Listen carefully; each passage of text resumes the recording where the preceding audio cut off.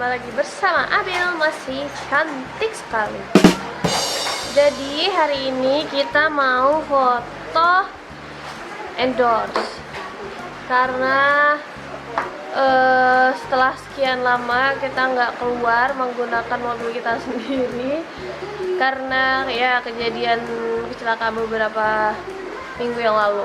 Nah, by the way, sekarang mobilnya udah kembali. Sekarang. Hah? Sekarang. Sekarang mobilnya udah kembali, jadi alhamdulillah kita udah bisa pakai mobil kita sendiri, nggak ngegokar lagi. Oh ya, Abi pengen ngasih tahu ke kalian, alhamdulillah perkembangan kaki Seraldi Karir setelah di fisioterapi. Sekarang dia udah bisa jalan tanpa tongkat, tanpa kruk ya, tanpa kruk. Udah nggak terlalu pincang lagi karena sedikit lebih kuat kakinya sekarang. Tapi belum bisa jauh-jauh. Tapi nggak bisa jauh-jauh. Tuh, berdiri sendiri bisa udah. Tuh. Nah. Tuh. Nah. Tuh. Tuh udah bagus kaki aku tuh. Cek lagi. Tuh. Yeah. Tapi masih harus pakai tongkat teman-teman. Ini cuma sombong-sombong aja. Semoga cepat meninggalkan ini benda ya. Saya tidak suka pakai ini ya. Ini merepotkan, naik tangganya capek pakai ini ya teman-teman ya. Turun tangga juga capek, susah ya. Semoga cepat sembuh lah. Semoga tanpa operasi, amin. Amin ya, amin. Amin ya. Amin dong. Iya dong. Ya, udah lama nggak ngevlog di mobil ya. Akhirnya mobilnya beres juga. Alhamdulillah. Alhamdulillah. Saatnya ngevlog kembali ya teman-teman ya. Jadi kondisi Pekanbaru sekarang sedang hujan teman-teman ya. By the way, kalau kalian yang nanya kenapa aku bisa nyetir padahal kakinya lagi ini ya, nyetirnya tetap bisa karena telapak kaki aku nggak masalah. Yang masalah itu di lutut. Kalau kaki aku jalan lurus baru nggak bisa. Kalau nyetir masih bisa. Cuman mungkin nggak bisa, misalkan kayak nyetir ke Jogja nggak bisa sekarang ya. Ya, waktu dia naik mobil. Iya kan nggak tahu. Jadi nanti tuh ada salah satu temen baikku, my brother akan ke rumah teman-teman ya. Sore nanti dia akan berkunjung. Jadi sebelum dia berkunjung kita harus menyelesaikan foto indoor dulu dengan fotografer baru kita. Rico Ramadan. Sedap. Jadi sama Leo ini aku temenan udah lumayan lama ya. Udah 5 tahun, 6 tahun, 7 tahun, 8 tahun, 9 tahun. Udah lama lah pokoknya kenal sama Leo dan temenan sama Leo. Dan dia salah satu orang yang berjasa. Mungkin aku juga udah pernah cerita di vlog ya. Ya, salah satu dia adalah sih kayak kita. Dia adalah salah satu orang yang berjasa dalam karirku, Leo. Satu-satunya sebelum ada Abil lah, satu-satunya orang yang mempercayai mimpi aku, Leo. Zaman dulu. Yang selalu mendukung aku segala macam tuh Leo. Jadi semakin kalian dewasa, semakin kalian tua, itu sahabat kalian, teman kalian tuh akan mengalami seleksi alam sebenarnya. Jadi kalian bakal tahu tuh teman kalian yang baik mana, yang buruk mana gitu loh. Terus juga kalian nanti mungkin nggak semua orang, tapi kebanyakan pasti mulai punya teman atau sahabat yang benar dekat yang bisa ngobrol banget tuh dikit gitu semakin kalian dewasa itu. Oh ya, belakangan ini juga ada sedikit hal yang tidak mengenakan soal sahabat teman-teman yang dialami oleh Abil ya. Bisa diceritakan? Ya, sebelum cerita ke salah satu temanku ini, aku pengen ceritain dulu awal kenapa aku bisa menghadapi teman yang seperti itu sekarang ini. Jadi dulu waktu aku zaman kuliah, bisa dibilang aku punya geng lah ya, sahabat bisa dibilang dulu. Cuman pada suatu keadaan gitu, kalau aku tipenya gini, aku senang berbaur sama siapapun, aku senang berteman dengan siapapun. Jadi pada suatu ketika nih ya, aku nggak main sama temanku yang aku anggap sahabat ini. Nah, mereka ternyata kayak cemburu gitu loh karena aku cemburu sosial. Ya, aku nggak main lagi gitu, nggak ikut ngumpul sama mereka. Bukan karena aku ada problem sama mereka, bukan. Tapi karena kebetulan temanku yang baru ini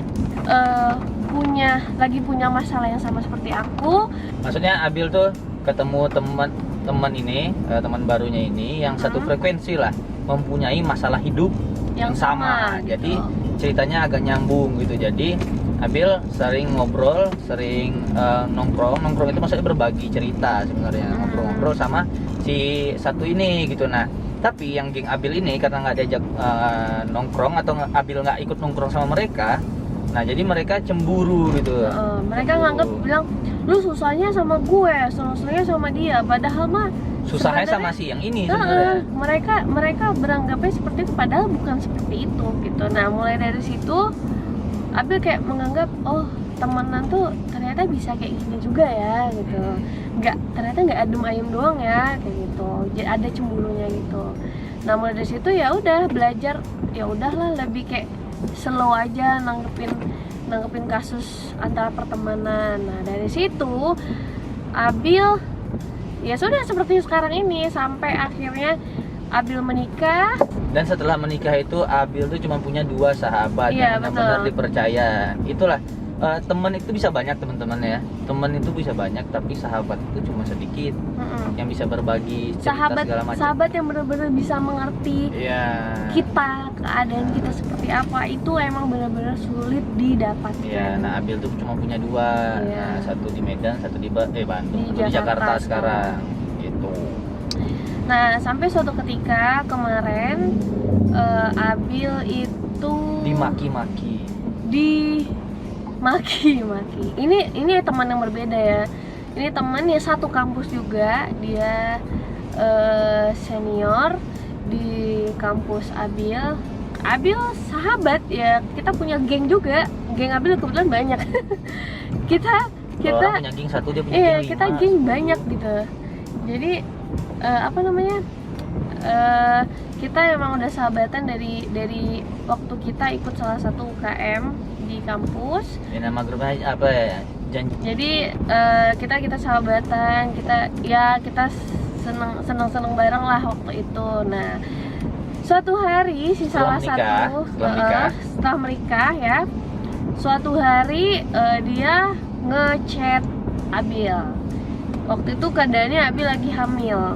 Waktu itu dia bilang, Bil aku mau kasih gift buat calon anakmu nanti, gimana, apa kamu terima? Yes aja kalau mau ngasih, aku bilang kayak begitu.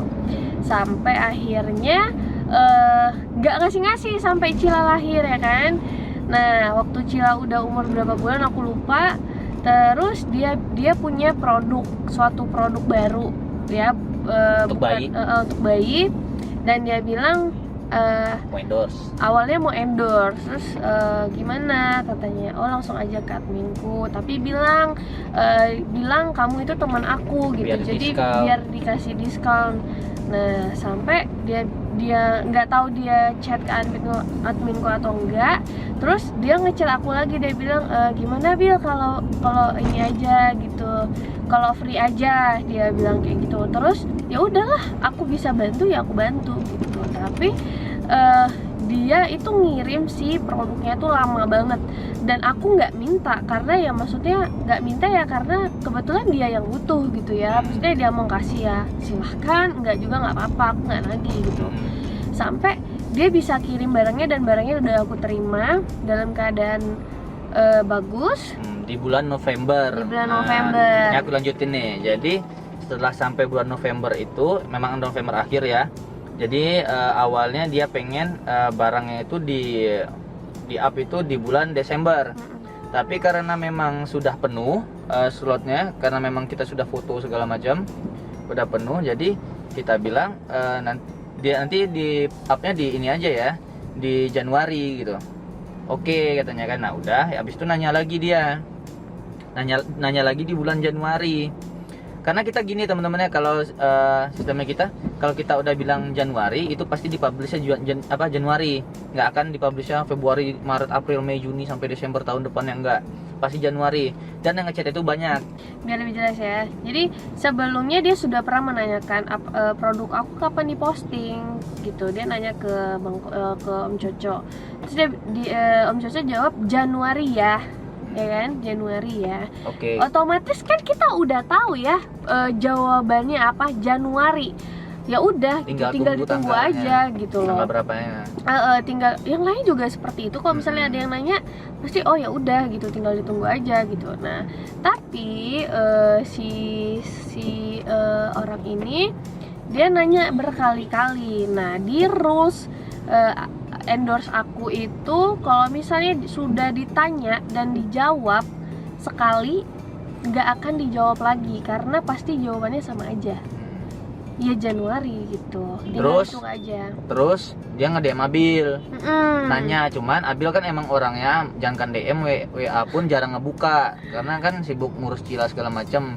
Dia buka HP itu cuman buka IG tapi nggak buka DM. Abil tuh kebiasaannya. Yeah. Nah, jadi dia marah-marah, tiba-tiba marah-marah panjang lebar. Nah, ngechat ke Om Coco juga marah-marah. Om Coco laporlah ke Abil. Nah, Abil akhirnya ngecek DM sih, gitu. Nah, jadi pas sudah dicek ternyata marah-marah, maki-maki panjang-panjang. Bilangnya gimana ya? Ya pokoknya bilangnya, kok aku kayak nggak dihargai banget sih, kok aku kayak disepelein banget. Teman aku sampai yang bikin aku sakit hati itu dia bilang teman aku yang kayak Raya aja gampang responnya katanya. Terus lah ngapain lu sambungin gua ke temen-temen lu yang kayak Raya, emang koneksinya apa, korelasinya apa gitu. Ya maaf kan kami nggak kaya Raya gitu loh. Gitu. Silahkan minta tolong produknya sama teman kamu yang kaya Raya begitu loh. Aku gila, maksudnya apaan sih gitu. Lu temen gua, lu tahu kondisi gua kayak gimana, kok lu bisa ngomong kayak gitu. Maksudnya sampai ngebandingin seorang Abil yang aduh apalah Abil ini ya gitu, dibandingin sama temennya yang kayak Raya. Ya memang kagak ada apa-apanya saya mah gitu, cuman ya nggak pantas aja loh dirimu berkata seperti itu pada diriku. Terus gitu. dia bilang gini, wajar nggak sih gue nggak ngerasa dianggap teman karena chat gue nggak dibales. Hello, kalau kalian punya temen nih, misalkan SMS lah, SMS kalian nggak dibales gitu, berkali-kali kalian SMS nggak dibales, apakah semena-mena kamu berarti tidak dianggap sebagai teman gara-gara SMS nggak dibales? Nih gini ya, kalau misalkan dia memang niatnya dia tuh baik ya, kalau pemikiran dia memang positif, dia pasti gini, dia DM nggak dibales Abil, ya kan? Berkali-kali DM nggak dibales, toh ada nomor telepon kan? Telepon dong, telepon itu pasti jawab ke telepon. Di telepon kan tinggal ngobrol baik-baik. Ini kenapa ya aku nggak direspon gitu, nggak perlu maki-maki orang gitu kan? Intinya gini, kalau kita mikir yang positif, bawaan kemana-mana tuh selalu positif. Tapi kalau kita mikirnya selalu negatif, ngelihat orang berak pun kita marah, ngeliat orang kentut pun kita marah. Nih ngeliat Om Coco aja nih, kalau aku negatif nih ngeliat Om Coco marah aku nih. Apa ini nih orang ini di sini? Apa ini nih Om Coco ini? Ngapain tadi dia bawa tikus? Ngapain Om Coco ini? Manjat rumah lagi tadi. Ya kan kalau kita hidupnya negatif, ya kita pasti negatif terus mikirnya ke siapapun. Makanya biasanya hidup tuh positif. Ingat, semua masalah itu bisa diselesaikan dengan baik-baik, nggak perlu maki-maki orang. Itu aja sih. Ya, jadi malam ini kita kedatangan tamu jauh-jauh ya, ini dia dari Kalimantan. Dia dari Tembilahan ya. Pak Dr. Leo, asik. Mana deh, ngeblur yuk. Nah, ini dia nih. Apakah masih ada yang ingat di vlog-vlog yang lama? Kita pernah membahas waktu itu berteman, bersahabat, beda agama ya, terakhir ya. Nah, apa ya? Iya.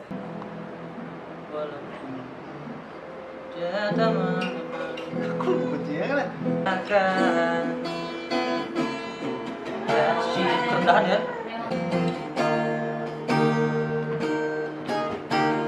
Aku mencintaimu walaupun ku tak mengenalmu. Sejenak ku melihat wajah cantik mempesonaku. Itulah dia membuatku gila, ingin memilikinya. Tapi apa dayaku, ku hanya bisa katakan gadis cintaku.